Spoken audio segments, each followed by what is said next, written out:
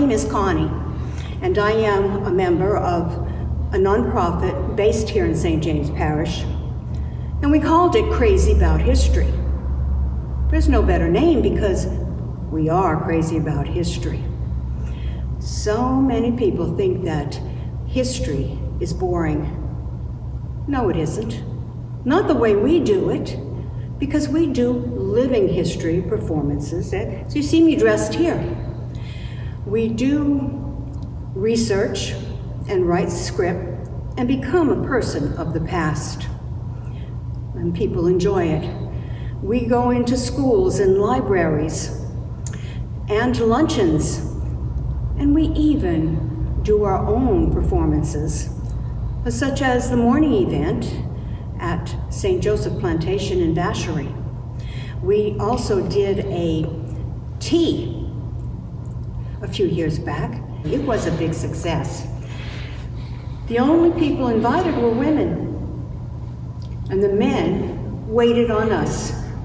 We had the Secretary of State as a waiter, the parish president, other officials, and businessmen. This church that we are in today is a second church. The first church was built 1809. This church was dedicated in 1833. The first church was about a mile downriver from here, and that was built in 1809. The West Bank was settled first, and then this East Bank. So everybody who lived on this side, which weren't many, had to cross the river to go to Mass. So by early 1800s, there were 105 families here. It was time to build a church. Michel Cantrell was living on the West Bank. His plantation was located there, but he also had land on this side, and he donated land for that 1809 church. Parish began to grow more. They needed a bigger church. So Father Delacroix decided, it's time, we need to search for land. And he went to Mimizilia to get land to build this church. And it was dedicated, as I said, in 1833. The church is beautiful here, and we'd like to tell you more about that too. Hello, my name is Dale Brown Williams, and I'm secretary of the small group called Crazy About History. Because I am crazy about history. My entire life has been dedicated to reading and history. So in 2007, I joined this little group, and I've been having a ball ever since. We do portrayals here in the church. Today, I'm dressed as Mimizilia. Mimizilia is a name most of you will not know, or you don't know. But this church exists on this property because of the input, because of the donation of Mimizilia. Now, Mimizilia was a free woman of color in the early 1800s. So how did she get land that she was able to donate? Well, that's a story for another time. But Mimizilia continues to roam the grounds of this church and the cemetery to this day because she was a devout Catholic and very proud of her own accomplishments. Mimizilia can tell you all about the construction of this church, and she'll be happy to do it. She likes to talk. So come out and visit St. Michael's the Archangel's Church at any time. We cannot leave this church without you viewing the grotto located behind the main altar. There were two parishioners, were very strict Catholics, and they wanted something special. So this grotto was built. The viewing of Bernadette to Our Lady. It was built in 1876, and they believe this is the first indoor grotto in the United States. But we don't have any rock here. You dig, you get water. So they came up with the idea of using bagasse rocks or clinkers. This is the trash left over when the sugar cane is harvested. Shells from the Mississippi River with one nail in each. We had a priest named Father Chauve. He was French. He came from France. And when he was here as the pastor, he painted that scene at the top.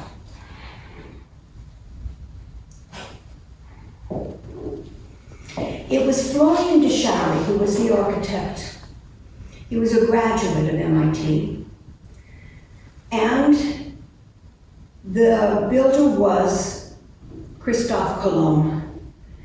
And they did justice. This area of the church had to be added on for the grotto. And the two side altars, the extensions of the church, were also added. It is a church that is worth seeing. Please come and enjoy. I am standing next to a tall cast iron cross. It marks the grave of the priests that have served the parishioners here in this parish.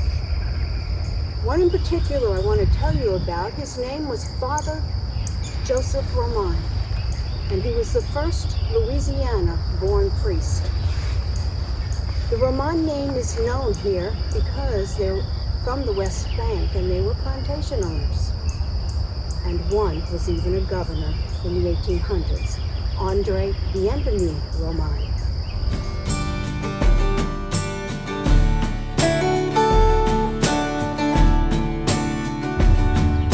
How y'all doing? I'm Chef Richard at the Ormond Plantation on a beautiful river road here.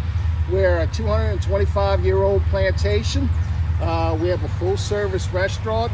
We do weddings, banquets. We also do takeout, and we're doing lunch and dinner also. So we specialize in a lot of, obviously, Creole and Cajun French cuisine. This is a new dish that we put on our menu that I'll be doing today. We're trying to do a little heart-healthy stuff for the summertime. What I'm gonna do is I'm gonna do a broiled salmon. I'm gonna do it on a little sauteed spinach, and then we're gonna put a little bit of tomato confit on top of that.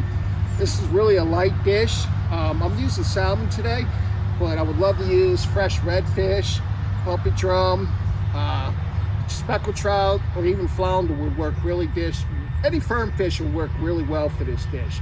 So confit, we're gonna start with that.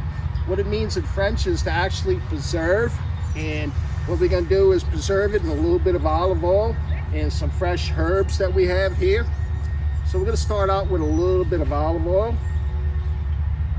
And you wanna kinda get that hot, and we're gonna let that shimmer just for a minute. Don't you know?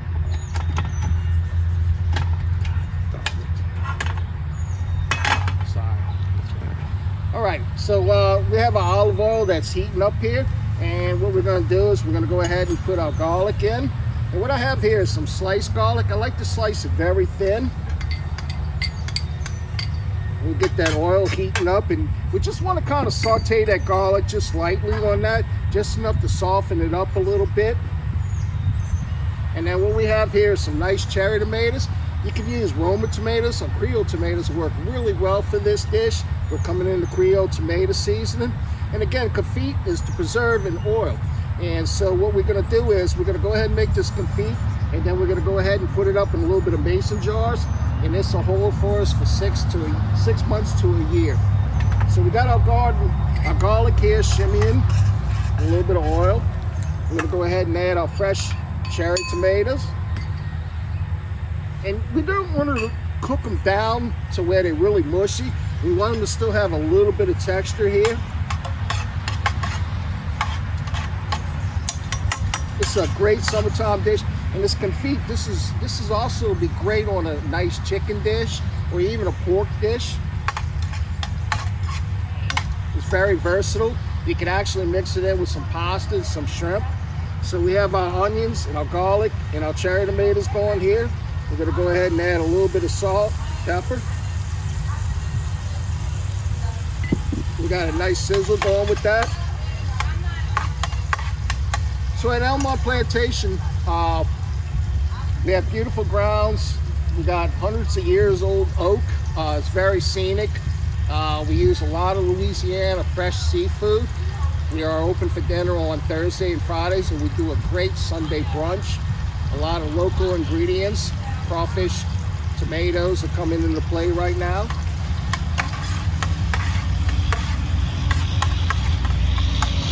So we got our tomatoes going and our garlic, and we're gonna go ahead and I have some fresh basil here, some fresh thyme, and a little bit of rosemary.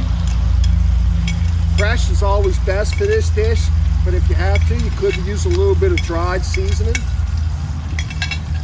I love the basil with the fresh tomatoes in there. And again, we don't really want to bring this down to where it's mushy. We just want to kind of get a little bit of softness going on this. And so what we're going to do is we're going to go ahead, we're going to put this up in some mason jars, and we're going to go ahead, we'll seal it, and we'll do it in a water bath. And this again will stay good to 6 months to a year in the closet, or even longer in a cooler. So our tomatoes are coming down very nicely. And we're going to just move this to the side. We also do a confit. We confit duck in its own fat. We also do different vegetables. It's another way of preserving.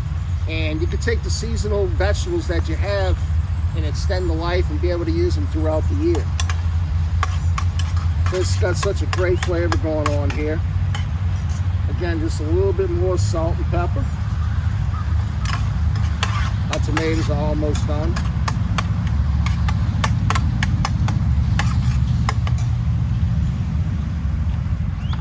So we're gonna go ahead and we're gonna just turn it off, and what we have is nice color here on the tomatoes, a little softness with them herbs.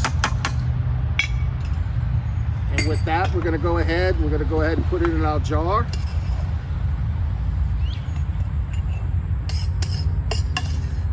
And we want to get all that oil in there. And the oil's going to preserve it. And then once you seal it in a water bath, you want to make sure your jars are sterile for this. And by sterilizing, you just put it in a bowl of water bath for about maybe 5 minutes. Take them out, let it dry. Got that nice garlic on top. So that's good for us there.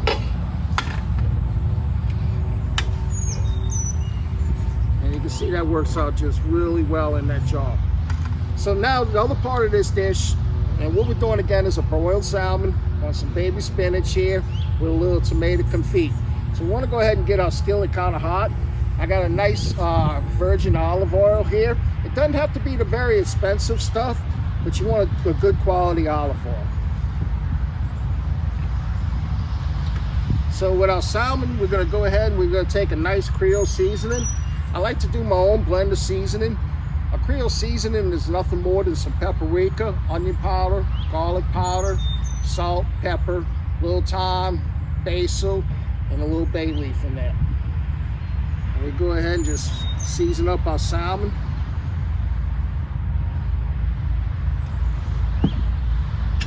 And then once we want to get that oil, we want to get it a little hot here.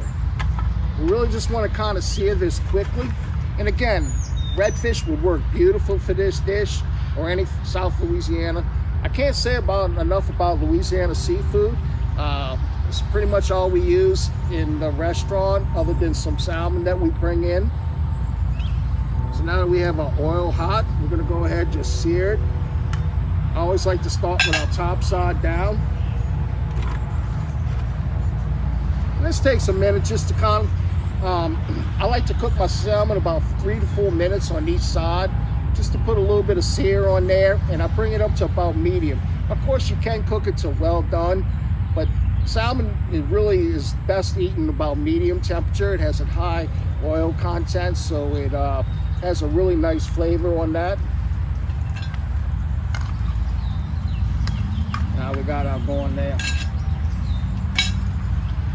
So here at Ormond Plantation, we are again a full service restaurant where weddings are our specialty. Everything we do here is created from scratch. We grow our own herbs in the back here. And you can see it's a beautiful home and big lawns.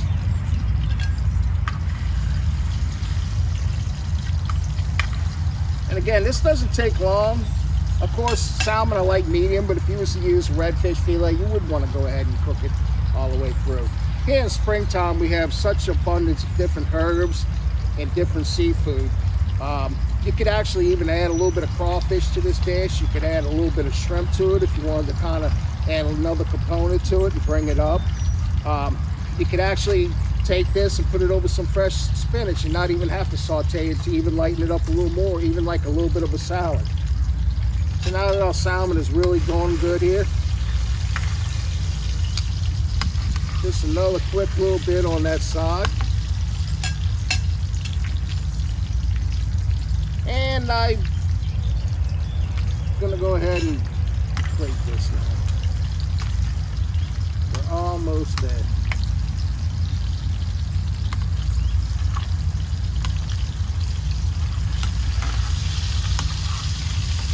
There we go. There we go that. So what we're gonna do is we're gonna go ahead to that same skillet and add us a little bit of onions. And we just wanna saute that a little bit and kind of scrape that bottom a little bit.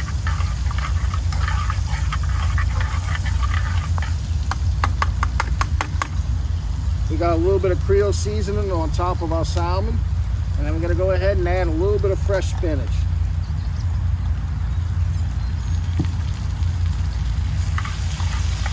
It's a great summertime dish, but of course you could eat this year round.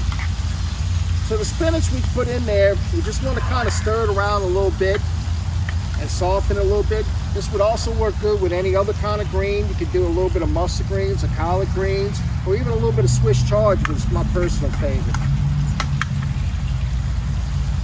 So now we have our spinach. We're just going to go ahead and plate this. And go ahead and put our spinach right on the side there.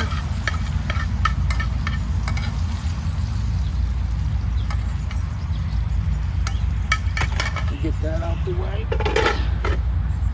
Now we're going to go ahead and take a little bit of our tomato confit and just put right on top.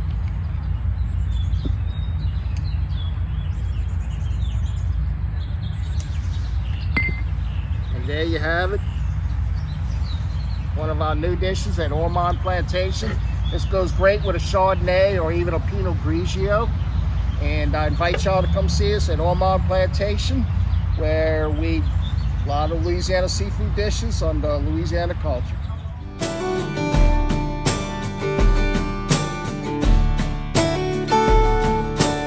Welcome to historic Riverland's Soul River. Inside of this historic church building, we have an exhibit like no other, a Soul River musical journey. This church building was placed on the National Registry because of its ethnic, religious, and social significance in the South. But inside of here, we will take a musical journey, hence Soul River, that shows about the contributions of African Americans made to American music. Are you ready for a Soul River musical journey? Historic Riverland Soul River exhibit is an overview of African American musical heritage and history. The interpretive panels you're going to see around this room represent a musical journey through African American history. Interpretive panel 1, we will start there. African American music is one of the United States' greatest exports to the world. Jazz was developed by a black artist in Louisiana and is considered to be America's classical music. It's considered to be the first musical style that's unique to the United States. Other African American musical styles which are popular around the world, are blues, funk, gospel, hip hop. These musical genres have been copied from Africa to Asia and Europe to Latin America. Their overall global appeal speaks volumes of the legacy of the African American musical artists who developed these styles and have used their talent to express and convey feelings of joy, preservation, lament, and hope.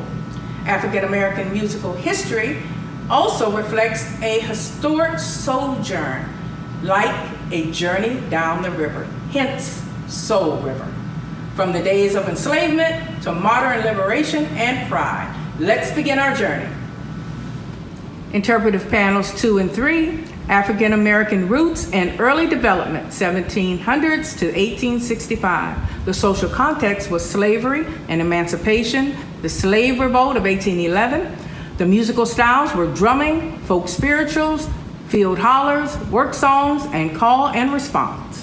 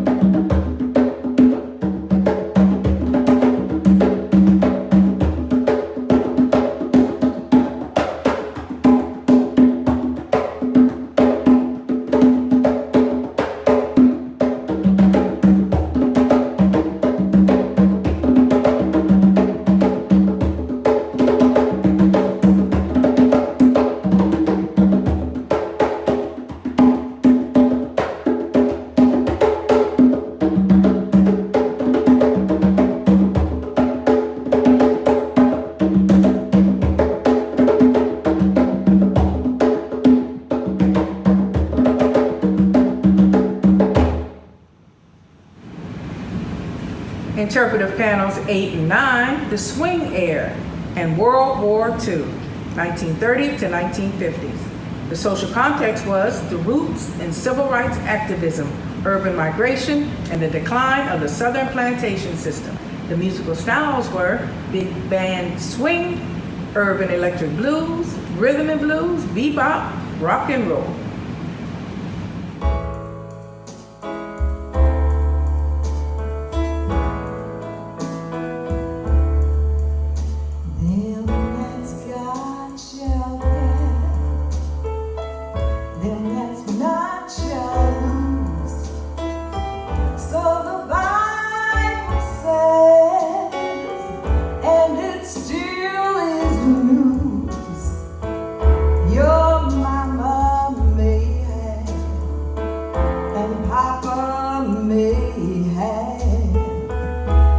God bless the child that's got his own, that's got his own.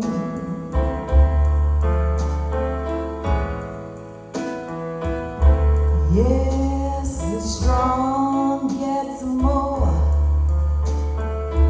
while the weak ones fade. Empty pockets don't ever make the grade. Your mama may have, and papa may have, but God bless the child that's got his own, that's got his own.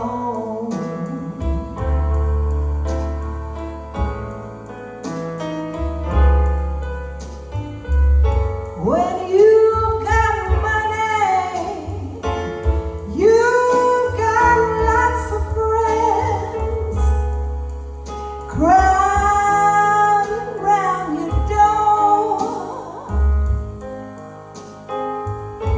But when it's gone and the spending's at an end, they don't come around no more.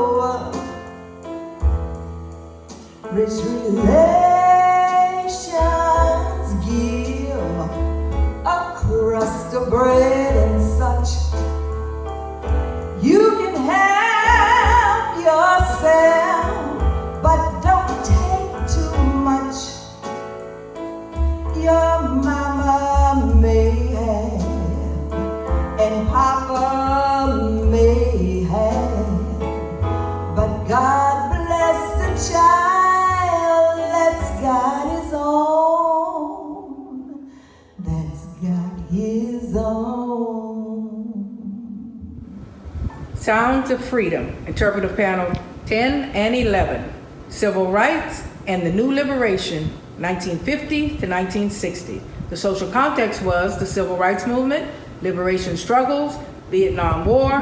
The musical styles were songs of freedom, soul, and funk. Has anybody here seen my old friend Abraham? Can you tell me where he's gone? He freed a lot of people, but it seems the good they die young. I just looked around and he was gone.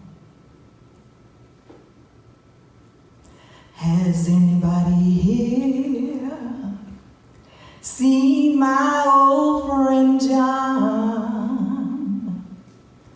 Can you tell me where he's gone? He freed a lot of people, but it seems the good they die young. I just looked around and he was gone. Has anybody here seen my old friend Martin? Can you tell me where he's gone? He freed a lot of people, but it seems the good they die young. I just looked around and he was gone. Didn't you love the things that they stood for? And didn't they try to free us all? One day we'll be free, free. Has anybody here seen my old friend Bobby? Can you tell me where he's gone? I thought I saw him walking over the hill with Abraham, Martin, and John. I just looked around and they were gone. Interpretive panels 12 and 13, The Modern Age, Spoken Word, and New Challenges, 1970 to present. The social context, post-civil rights, urban struggles, suburbanization. The musical styles were hip-hop, rap, modern gospel, jazz fusion. All things are possible with God.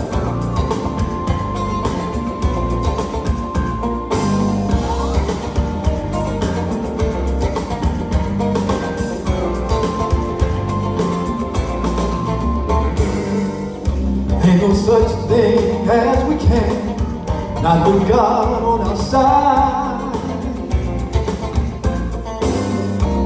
What seems impossible with us is all possible with God. We must walk by faith and never doubt. If God before us, how can we lose the fight? Don't walk by sight. Let him guide, and we will rise high above those mountains in our lives. There's nothing in this world we cannot conquer. No ocean too deep, no valley too wide.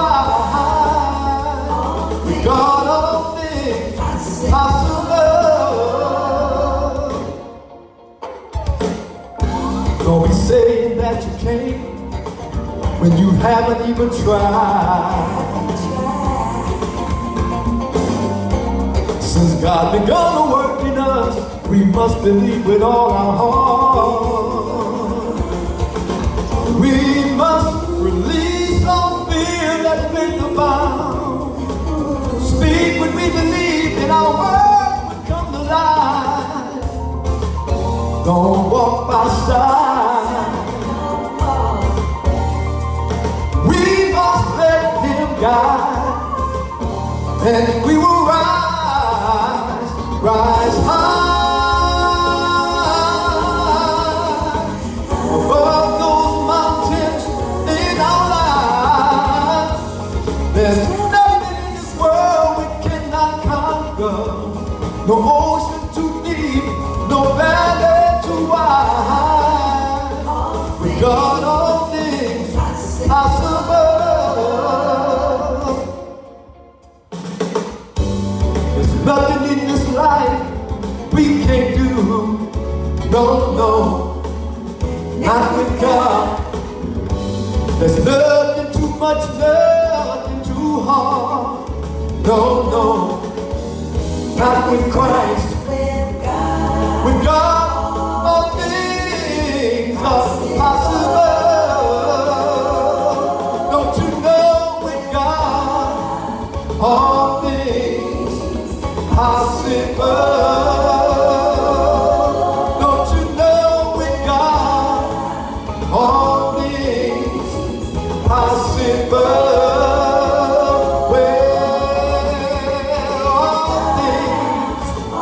All things possible. Don't you know with God, all things possible. With God, all things possible. Don't you know with God, all things possible. Well, we hope you enjoyed your Soul River musical journey, but you're going to have to come back so you can hear all of the experience, where you'll see the sights, feel the spirit, hear the music, and learn about African American music in America. Bless you. See you soon.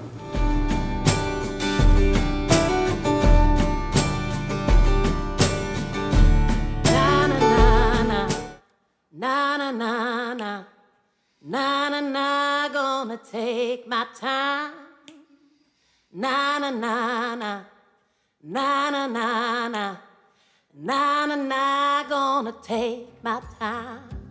I've gone to shows, food shows, where people come from all over the country advertising on Untitled because it's the big thing now all over the world, so everybody wants to jump on the bandwagon. And they're putting some really bad product out there. To get the good product, you have to come along the German coast. This is where it was invented. This is where Untitled started. It started along the German coast. If you want good Untitled, come to the German coast.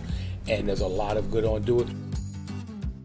Here, we actually have probably like a German sausage that is with a French name, and the reason that is because everyone did business in French here at one time. Actually, probably 3 generations ago, everybody did business in French, so you had to call whatever you were selling a French name. But this area was settled by Germans, it was settled by Creoles, and then it was settled by Germans.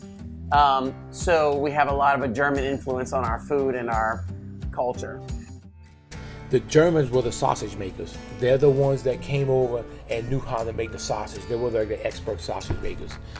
And what they would do is that when they would get and do a boucherie, which was the killing of the hog, they would take the pieces of pork and they would chop it. They would cut it with a knife into little pieces and stuff it into the hog casing. And they would stuff it by hand. And then they would use a barrel, take a barrel and put it on the ground and dig a tunnel and put a pipe in that tunnel so they would have some smoke. They could make a fire on the other end. The smoke would pass through the tunnel, the pipe tunnel, and it would smoke inside that barrel. They would give their andouille a heavy, heavy smoke. so that it can be preserved. And after they smoked the andouille, they would actually hang it on their porch. It would hang, and it didn't matter if you had flies on it, mildew on it, anything, because it was preserved. When they needed a piece of andouille, they would actually just go cut it off the porch, scrape the stuff off, and then use it to cook. And now it's become a specialty meat because as time went on, the andouille process has always been amazing to everybody because it is a different process. It's not just making sausage. Well, sausage is ground fine, and andouille is ground in chunks, and it's in a bigger casing. Sausage is in a smaller casing, and it's just ground fine. And basically, if over here they make fresh sausage with beef and pork. Some of the places make sausage with just pork, but over here it's beef and pork. Now with their fresh sausage, and then smoked sausage they use just pork.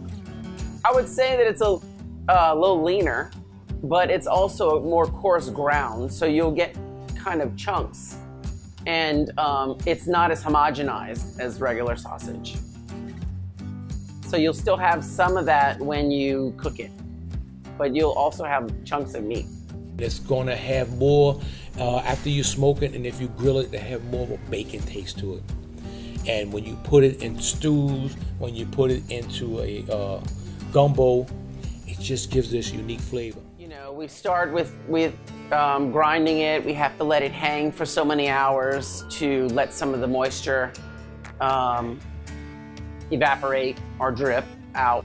Because if it's too wet, then it makes it harder for the smoke to absorb. So we let it dry some, and then we smoke it, and that's about another day. And, and then we let it cool and it's ready to sell. So it does take a few days. What's different than anything you're gonna buy in the market, we're not trying to put fillers to stretch out andouille. We're not trying to make it fancy. We're not trying to put all these artificial flavors that make it taste better or make it taste whatever artificial flavors do. It's all natural. We want you to taste the meat. We want you to taste that smoke. We want you to just smell that andouille smell. Pure, fresh, natural smelling, natural tasting meat.